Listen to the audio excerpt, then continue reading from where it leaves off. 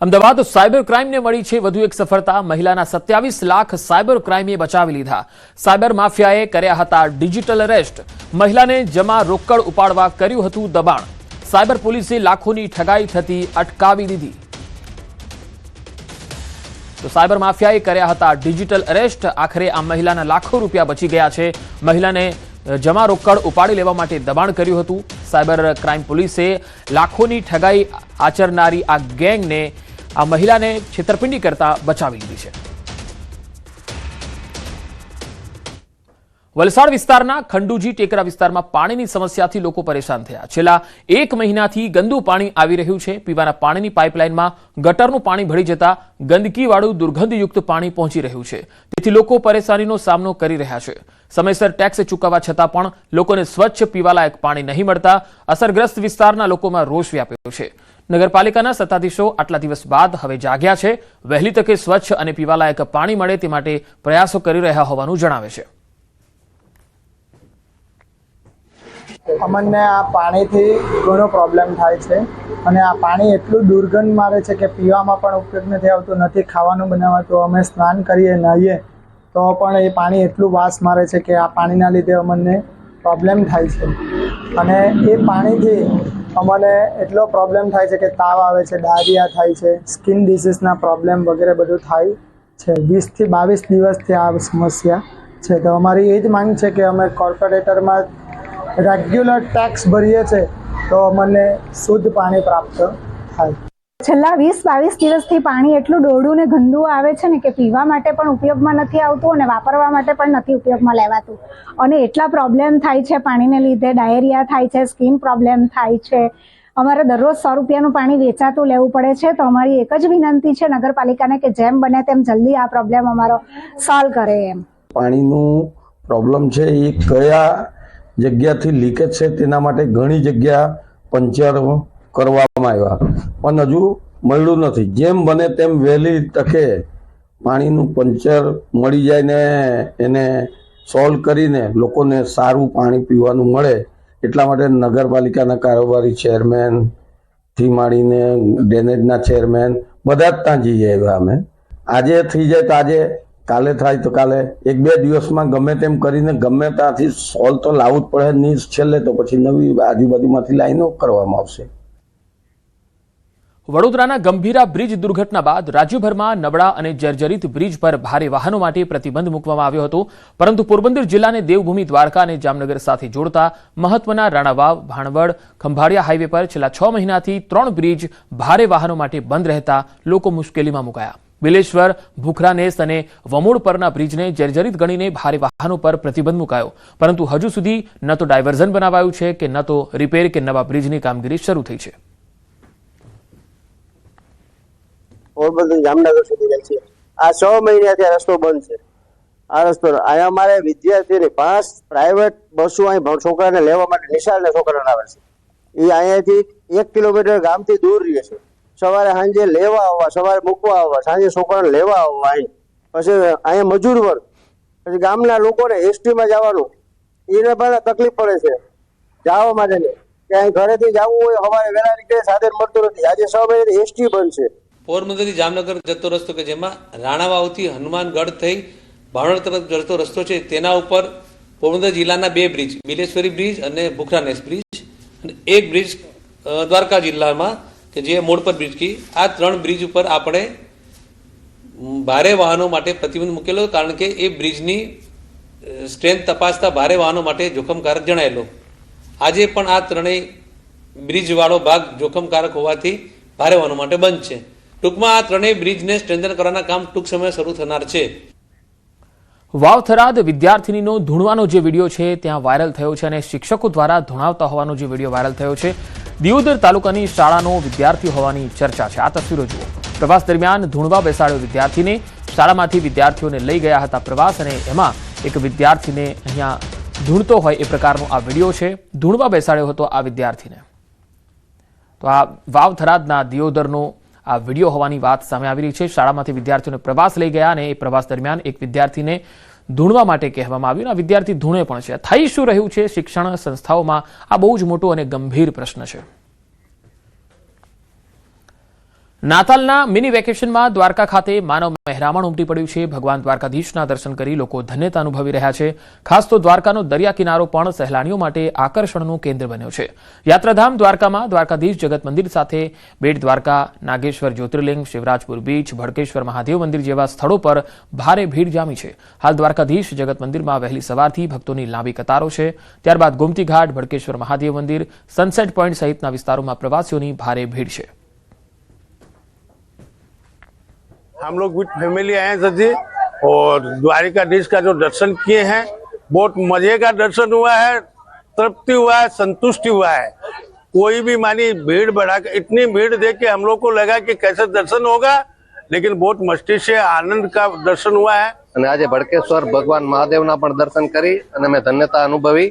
અને વેકેશનનો સમય હોય ત્યારે અવશ્ય આપણા પરિવાર સાથે સમય કાઢી અને દ્વારકાધીશ પધારવું જોઈએ. જય દ્વારકાધીશ. તો આજે અમે દ્વારકાધીશના દર્શન કરવા આવ્યા. દ્વારકાધીશના દર્શન થોડા સેકન્ડ માટે જ થયા, પણ એવું લાગ્યું કે અમે બહુ જ નજીકથી ભગવાનના દર્શન કર્યા, દિલથી દર્શન કર્યા. અને એટલી બધી અહીંયા ભીડ છે પણ અમને સુકૂનથી બહુ સરસ દર્શન થયા. ગાંધીનગરના કલોલ ગામેથી પ્રાચીન મૂર્તિઓ મળી આવી છે. શેરીસા ગામેથી કુવાના ખોદકામ દરમિયાન પ્રાચીન મૂર્તિઓ મળી. જૈન તીર્થાલયમાં ખોદકામ દરમિયાન પવિત્ર મૂર્તિઓ મળી આવી હતી. ગાંધીનગરના કલોલના શેરીસા ગામેથી આ પ્રાચીન મૂર્તિઓ મળી છે, જેથી લોકોમાં પણ કુતૂહલ જોવા મળ્યું હતું. જૈન તીર્થાલયમાં ખોદકામ કરવામાં આવ્યું હતું ત્યારે આ પ્રાચીન મૂર્તિઓ તેમાંથી મળી હતી. સુરત ઇન્ટરનેશનલ એરપોર્ટ પરથી ફરીથી ઝડપાયો હાઇડ્રોપોનિક ગાંજો.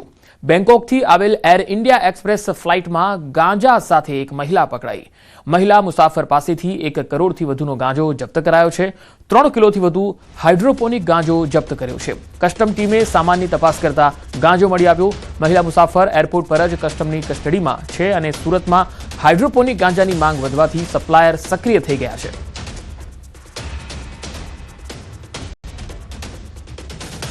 ડાકોરમાં જર્જરિત મકાનની દિવાલ ધરાશાયી થઈ. દુર્ઘટનામાં એક શ્રમિકનું મૃત્યુ થઈ ગયું છે. ડાકોરના ગોપાલપુરા વિસ્તારનો આ બનાવ છે. તારાબાઈના બાગ વિસ્તારમાં જર્જરિત મકાન ઉતારવાનું કામ ચાલતું હતું અને એ દરમિયાન આ દિવાલ ધરાશાયી થઈ. ધરાશાયી થયેલી દિવાલના કાટમાળ નીચે દટાઈ જવાથી એકનું મૃત્યુ થયું છે. હજુ પણ ગોપાલપુરા વિસ્તારમાં અનેક મકાનો જર્જરિત હાલતમાં છે. તો આ જર્જરિત મકાનની દિવાલ ધરાશાયી થઈ ગઈ છે.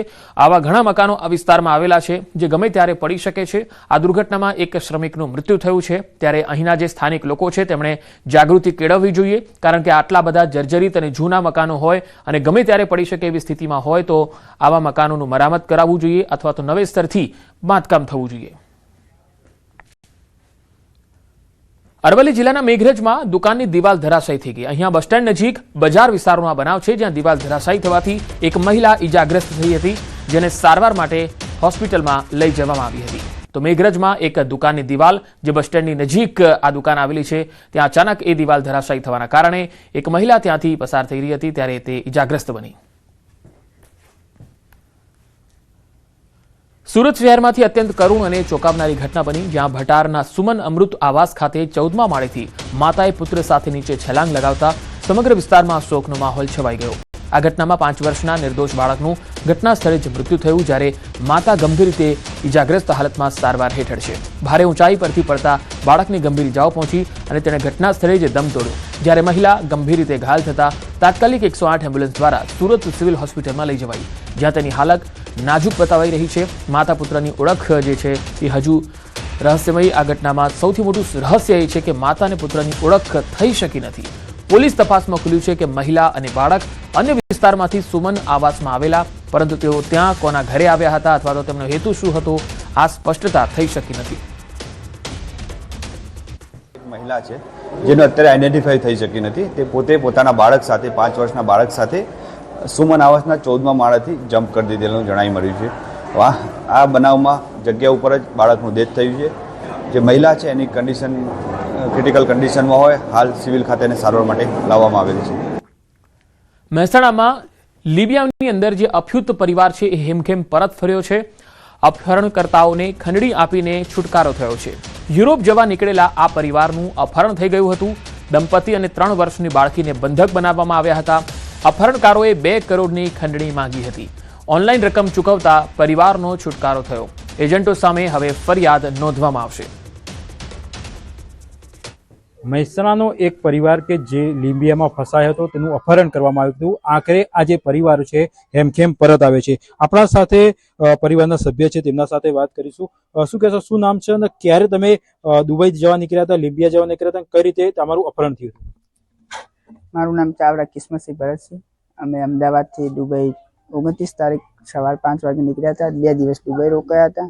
દુબઈથી અમને 1 તારીખે સાંજે લિબિયામાં ગયા. લિબિયામાં મેં કીધું 4 કલાક હોલ્ડ છે ફ્લાઇટ તમારે આગળ. પછી એમને પછી મેં ફોન કરે, હર્ષિતને કોલ કરે. હર્ષિતે કીધું કે તમે મારો માણસ આવે છે, તમે એમના જોડે જાઓ, એ કે એમ કરો અને હોટલમાં જઈને રોકો. પણ અમને હોટલમાં નહોતા લઈ ગયા, હોટલની જગ્યાએ મકાનમાં લઈ ગયા હતા. ધમકી આપતા હતા કે ઘર તમારી ફેમિલી જોડે વાત કરો ને આ રીતે પૈસાનું કરાવો ને તમને અહીંયાથી જવા નહીં દેવામાં. શું કહેશો, તમારો મોટો રોલ છે તેમને પરત લાવવામાં. તમારા પર ક્યારે ફોન આવે ને તમને ક્યારે અપહરણ થયું? ફોન તો મારા ઉપર નતો આવ્યો, આ ભાઈના કિસ્મતસિંહના કાકા ઉપર આવ્યો હતો. પછી એમને મને વાત કરવા લી, પછી ધીમે રહીને ફોન મારા ઉપર આપવા મળે.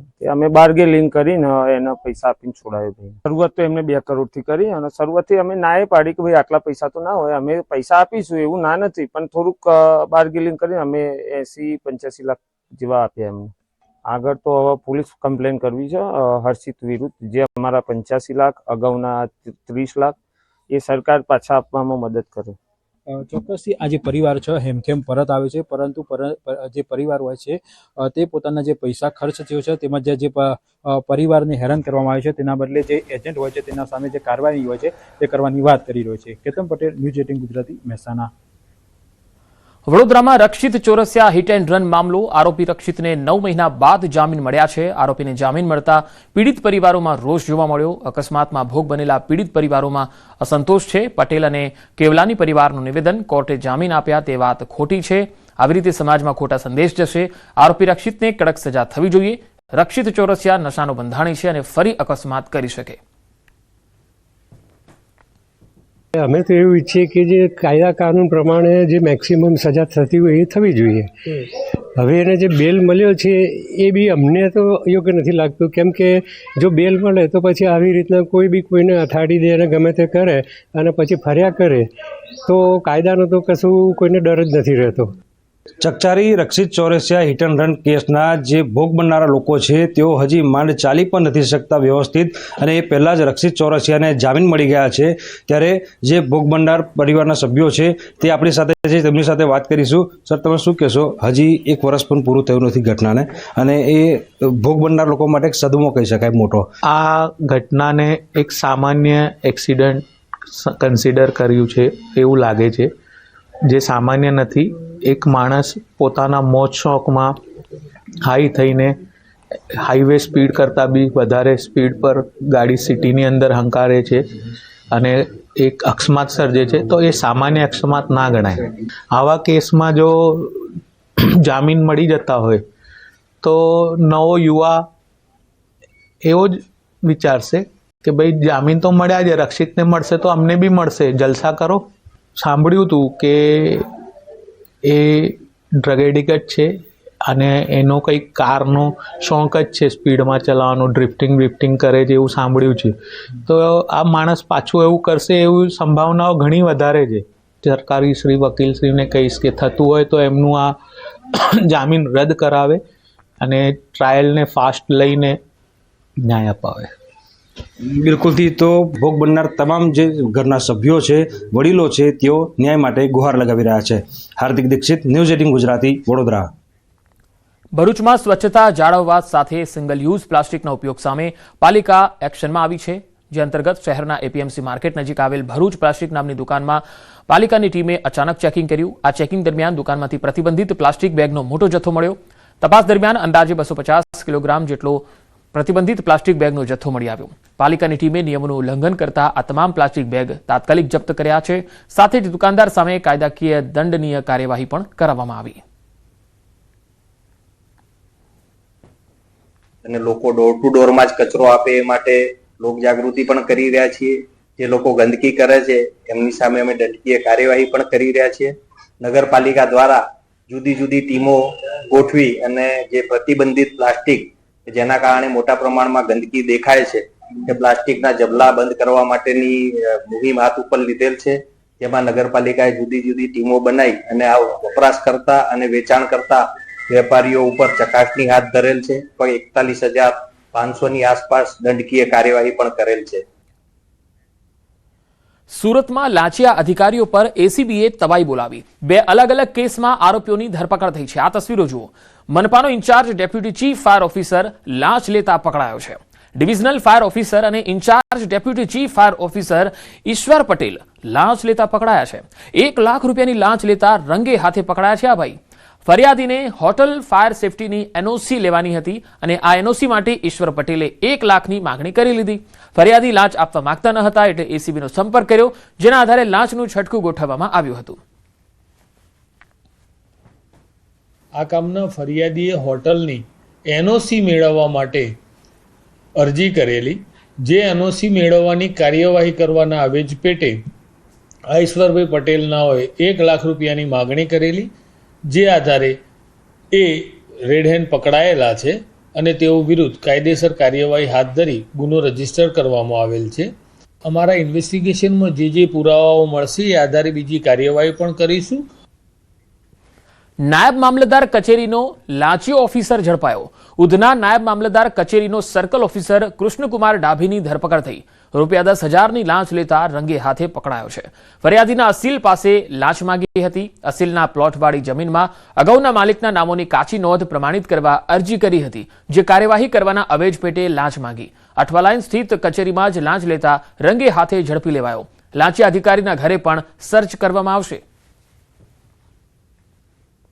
કાચી નોંધ પ્રમાણિત કરવાની અરજી કરેલી, જે કાચી નોંધ પ્રમાણિત કરવાની અરજીના કાર્યવાહી કરવાના આવેજ પેટે નાયબ મામલતદાર તરીકે ફરજ બજાવતા કૃષ્ણકુમાર બનેસંગ ડાભી, જેઓએ ફરિયાદી પાસેથી 10,000 રૂપિયાની માગણી કરેલી, જે સ્વીકારતા રેડહેન્ડ પકડાયેલા છે, જેઓ વિરુદ્ધ કાયદેસર કાર્યવાહી હાથ ધરી ગુનો રજીસ્ટર કરવામાં આવેલો છે.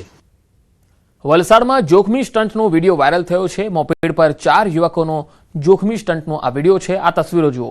મોપેડ બહાર લટકીને જોખમી સ્ટંટ કરી રહ્યા છે આ યુવાનો. સોશિયલ મીડિયામાં આ વિડીયો વાયરલ થઈ રહ્યો છે. પોલીસે આ વિડીયોના આધારે તપાસ પણ શરૂ કરી દીધી છે. મોપેડની બહાર લટકીને જુઓ તમે કે કેવા સ્ટંટ કરી રહ્યા છે આ યુવાનો. ના તો એમને પોતાના જીવની પરવા છે, ના સામેવાળા કોઈ વાહન ચાલક અથવા તો કોઈ રાહદારીના જીવની પરવા છે. આવા લોકો બીજા લોકો માટે પણ જોખમી સાબિત થતા હોય છે. હળવદમાં ખાનગી સ્કૂલ બસે અકસ્માત સર્જ્યો. અહીંયા ખાનગી સ્કૂલ બસના અકસ્માતના સીસીટીવી પણ સામે આવ્યા. આ તસવીરો જુઓ. સ્કૂલ બસને પાછળથી આવતી એક સ્કૂલ બસે ટક્કર મારી. વિદ્યાર્થીઓને અભ્યાસે લઈ જતા વખતે આ અકસ્માત થયો હતો.